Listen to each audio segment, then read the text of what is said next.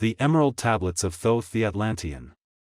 The history of the tablets translated in the following pages is strange and beyond the belief of modern scientists. Their antiquity is stupendous, dating back some 36,000 years BC. The writer is Thoth, an Atlantean priest-king, who founded a colony in ancient Egypt after the sinking of the mother country. He was the builder of the Great Pyramid of Giza, erroneously attributed to Cheops. In it he incorporated his knowledge of the ancient wisdom and also securely secreted records and instruments of ancient Atlantis. For some 16,000 years, he ruled the ancient race of Egypt, from approximately 52,000 BC to 36,000 BC. At that time, the ancient barbarous race among which he and his followers had settled had been raised to a high degree of civilization. Thoth was an immortal, that is, he had conquered death, passing only when he willed and even then not through death. His vast wisdom made him ruler over the various Atlantean colonies, including the ones in South and Central America. When the time came for him to leave Egypt, he erected the Great Pyramid over the entrance to the great halls of Amenti, placed in it his records, and appointed guards for his secrets from among the highest of his people.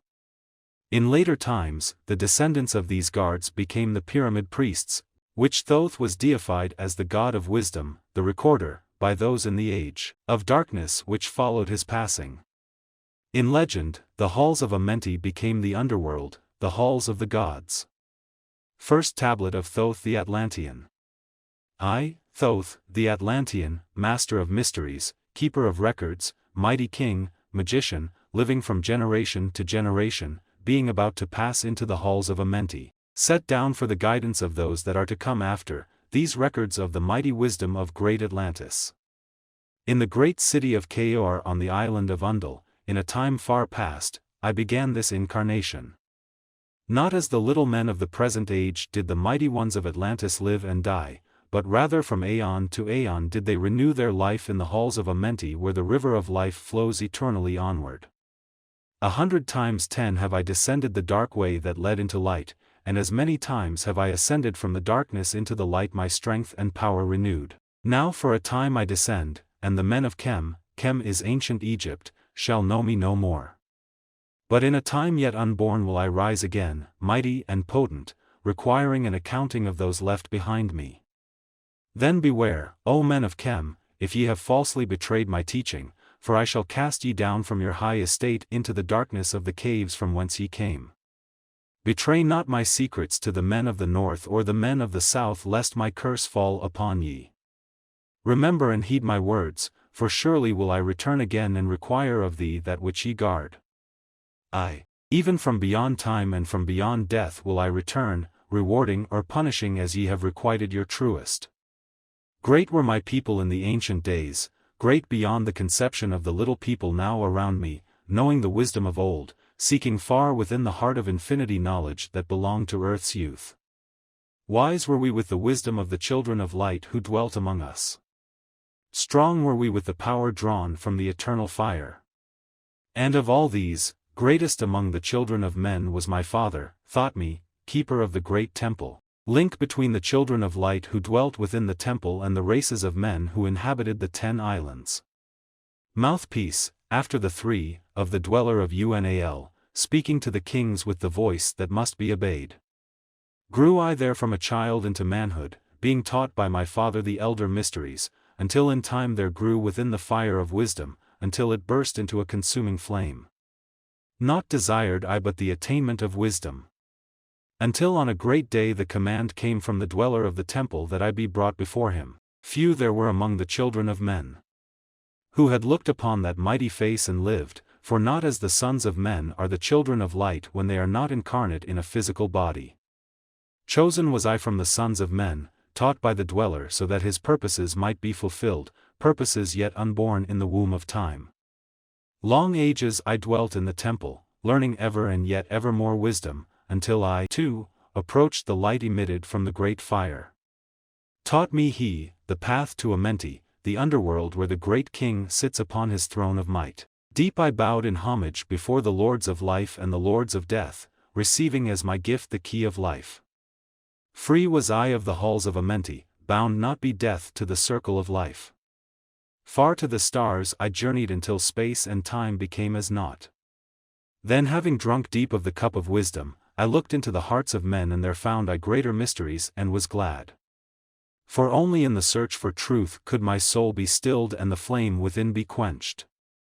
Down through the ages I lived, seeing those around me taste of the cup of death and return again in the light of life. Gradually from the kingdoms of Atlantis passed waves of consciousness that had been one with me, only to be replaced by spawn of a lower star. In obedience to the law, the word of the Master grew into flower.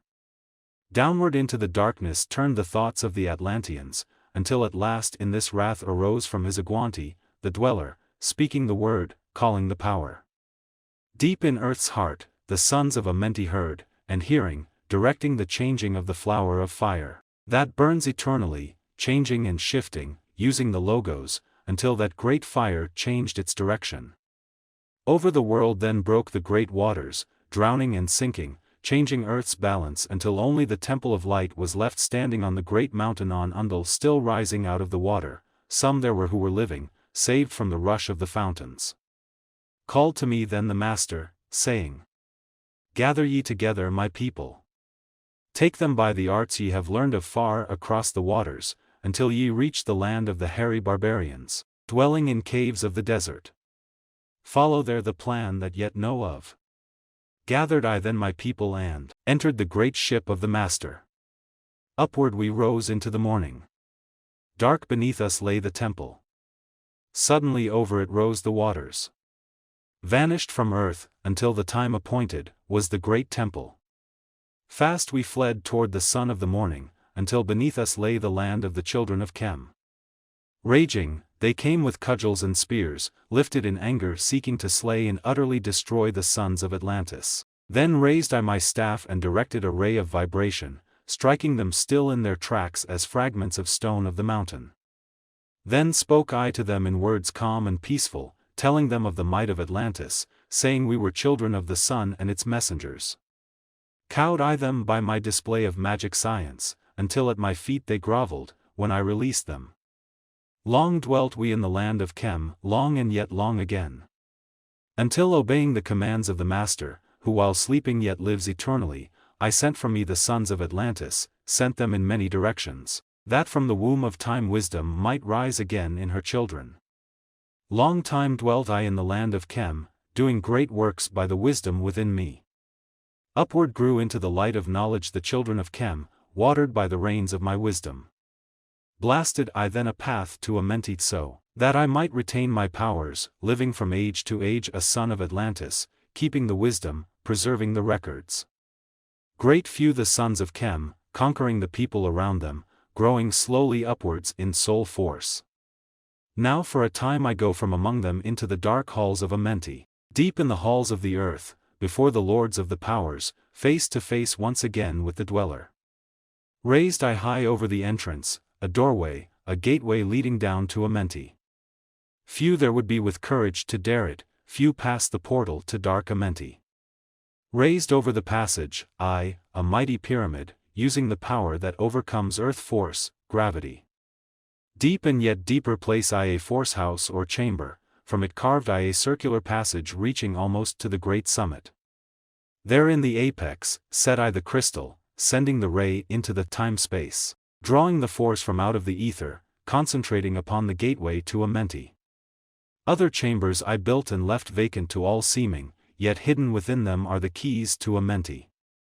He who in courage would dare the dark realms, let him be purified first by long fasting.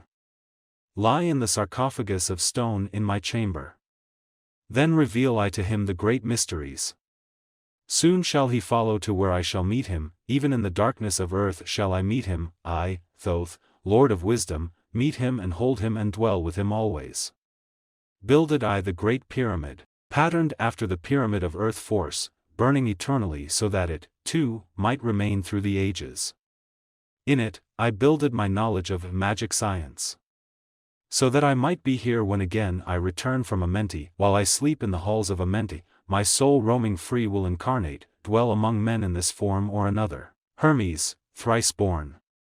Emissary on earth am I of the Dweller, fulfilling his commands so many might be lifted. Now return I to the halls of Amenti, leaving behind me some of my wisdom. Preserve ye and keep ye the command of the Dweller. Lift ever upwards your eyes toward the light. Surely in time, ye are one with the Master, surely by right ye are one with the Master, surely by right yet are one with the All.